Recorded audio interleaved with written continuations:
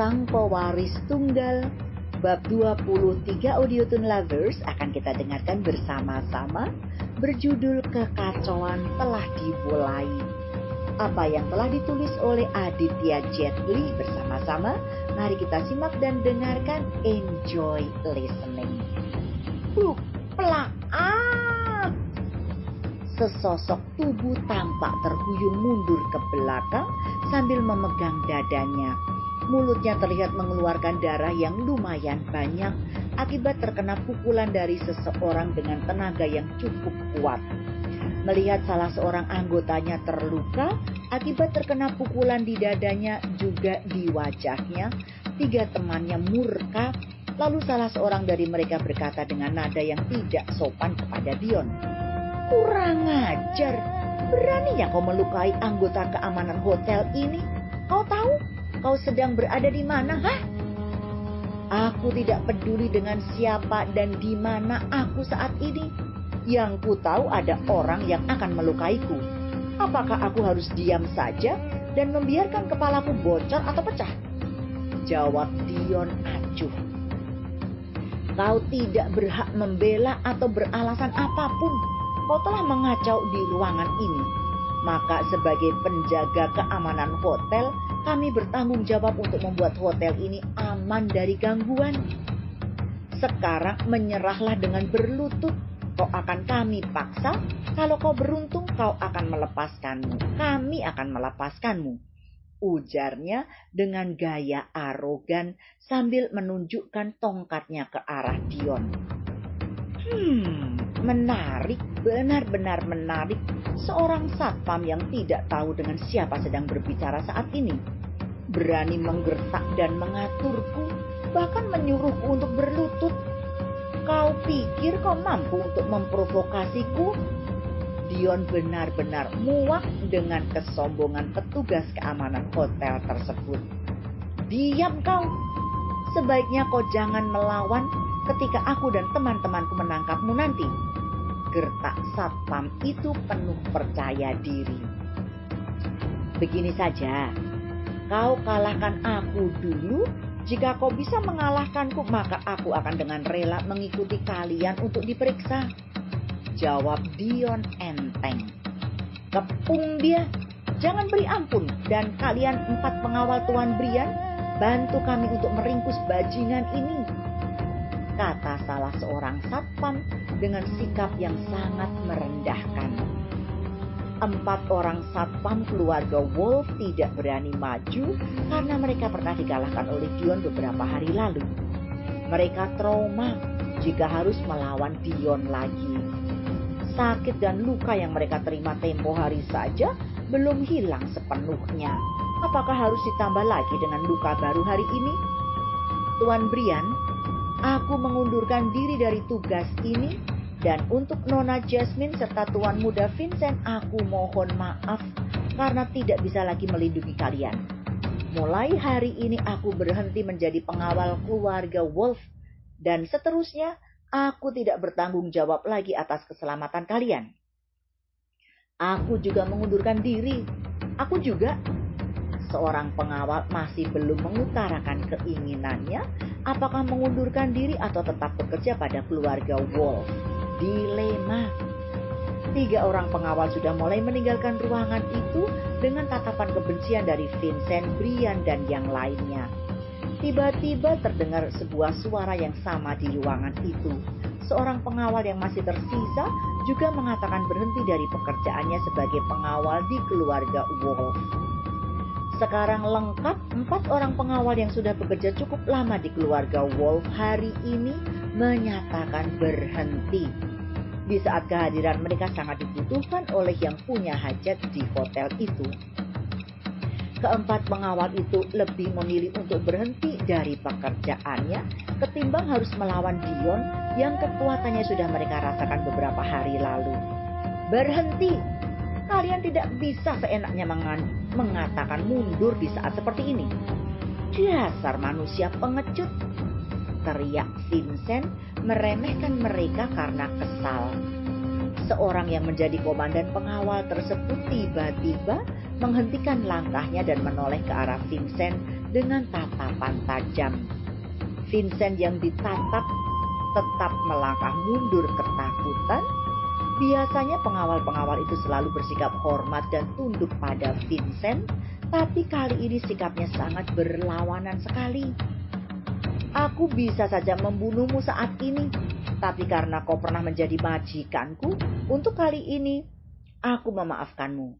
Tapi lain kali, aku tidak bisa menjamin apakah aku akan bersikap baik atau kasar padamu, kata komandan pengawal itu mengancam. Vincent tidak bodoh. Sewaktu dia melihat Dion ada di ruangan pesta tersebut, dia bergegas menghubungi seseorang yang cukup ditakuti di kota B untuk datang ke Southeast Sky Hotel segera. Vincent ingin melaksanakan pesan dari neneknya untuk mencelakai Dion, menantu yang kurang ajar saat itu. Tapi karena jalanan ramai dengan berbagai macam kendaraan, menyebabkan mereka terlambat hingga saat ini mereka belum juga datang. Keributan apa ini? Kenapa acara pesta belum juga dimulai? Kata seseorang yang baru saja datang dan sedang berdiri dekat pintu masuk, didampingi oleh seorang pria paruh baya yang ternyata adalah Danis, ayahnya Jasmine. Nenek, syukur nenek datang tepat waktu. Lihatlah Dion si bajingan itu. Dia telah berani mengacau di pesta ini. Vincent terus saja mengadukan hal-hal yang mengganjal di hatinya, berharap nenek Wolf akan mengambil tindakan, berhenti sejenak lalu melanjutkan perkataannya. 4 orang pengawal itu telah dengan berani menyatakan berhenti dari pekerjaannya sebagai pengawal di keluarga kita. Nenek Wolf sekilas menatap ke arah Dion, kemudian beralih ke arah 4 orang pengawal keluarganya. Matanya melotot menyiratkan kemarahan yang tidak tertahankan atas kelakuan mereka. Dasar manusia rendah, manusia yang tidak tahu membalas budi. Inikah janji kesetiaan yang telah kalian ikrarkan kepada suamiku beberapa tahun lalu? Teriak nenek Wolf keras sehingga membuat 4 orang pengawal tersenyum kejut. Lalu salah seorang dari mereka berkata, "Janjiku hanya pada Tuan Wolf, bukan pada seluruh keluarga. Karena Tuan yang baik hati itu telah tiada, maka kami tidak mempunyai kewajiban apa-apa lagi pada kalian." Beraninya kau berkata seperti itu pada nenek. Dasar manusia rendah dan tak tahu membalas budi. Teriak Vincent sudah mulai berani melontarkan kata-kata pedasnya pada keempat pengawal itu karena kehadiran neneknya akan menjadi tameng baginya. Geram dengan ucapan yang sangat merendahkan itu, komandan pengamanan tersebut berniat ingin memukul Vincent dan membuatnya cacat. Nenek Wolf berusaha mencegahnya, tapi tidak dipedulikan oleh pengawal tersebut. Dia tetap maju mendekati Vincent dengan tangan terkepal erat. Setelah dekat, dia mengayunkan tangannya ke arah Vincent, tapi tiba-tiba terdengar teriakan yang membahana di pintu masuk ruangan itu. "Berhenti!" Semua orang tercekat kecuali Dion. Buru-buru mereka mengalihkan perhatiannya ke arah orang yang baru saja berteriak tadi. Terlihat puluhan orang berjalan dengan gagahnya menuju ke arah mereka, dipimpin oleh seorang laki-laki yang bertubuh tinggi dan tegap serta berwajah sangar. Pembawaannya yang sangar tersebut membuat suasana menjadi hening. Ada rasa takut yang menggelayuti hati masing-masing tamu. Rombongan orang yang baru datang itu berhenti tepat di depan komandan pengawal yang sedang mengangkat tangannya di udara. Tangan pengawal yang tengah berada di udara itu mendadak berhenti. Dia menoleh ke arah orang yang baru datang tersebut dan dia mengenali siapa orang yang baru datang itu. Dengan tubuh menggigil dia melangkah mundur melewati orang-orang yang ada di belakangnya dan bersembunyi. Tapi ternyata tempat dia bersembunyi adalah kumpulan anak buah orang yang baru datang tadi. Bagai semut mendatangi api, tubuhnya langsung bonyok dan menjadi bulan-bulanan mereka. Komandan itu dipukul dengan sadisnya, begitu juga dengan ketiga temannya, tanpa mampu melakukan perlawanan sedikit pun. Kalaupun melawan, hanya sekali dua bisa menangkis pukulan lawannya. Sesudah itu kembali menjadi bulan-bulanan mereka. Setelah puas melakukan penganiayaan, tubuh keempat pengawal itu dilemparkan ke sudut ruangan, pingsan.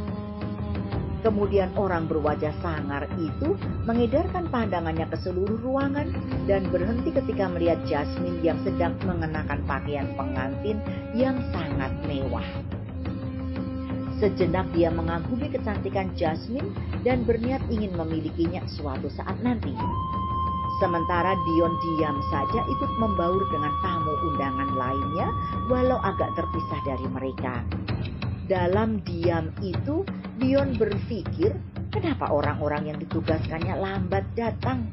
Apakah ada masalah yang mereka temui? Tuan Brandy, syukur Anda datang tepat waktu. Kalau tidak, aku akan celaka, kata Vincent kegirangan. Dia berpikir dengan kedatangan Brandy, semua masalah akan terselesaikan dengan mudah. Semua tamu undangan yang mendengar Vincent memanggil orang yang baru datang dari itu dengan sebutan Brandy menjadi sangat terkejut. Mereka tidak menyangka orang yang selama ini menjadi momok menakutkan di kota B karena kekuasaannya muncul di depan mereka. Siapa yang tidak mengenal Brandy, si ketua gangster dunia hitam dan penguasa pasar gelap yang bermarkas di bawah tanah dan mempunyai anggota sebanyak 2.000 orang yang tersebar di berbagai tempat. Kalau Vincent bisa mendatangkannya, tentu saja hubungan mereka tidak main-main. Biasanya orang yang memerlukan tenaganya adalah orang yang mampu membayar dengan harga tinggi. Apalagi dia sendiri yang turun tangan. Siapa di antara kalian yang bernama Dion? Ujarnya bertanya dengan suara menggelegar. Eti Sulistyowati akan segera kembali Audiothon Lovers untuk membacakan bab berikutnya. As usual, please wait for me, don't go anywhere. To be continued. Bersambung. Kalau kamu mau dengar audiobook lebih banyak dan gratis, segera download Audiothon.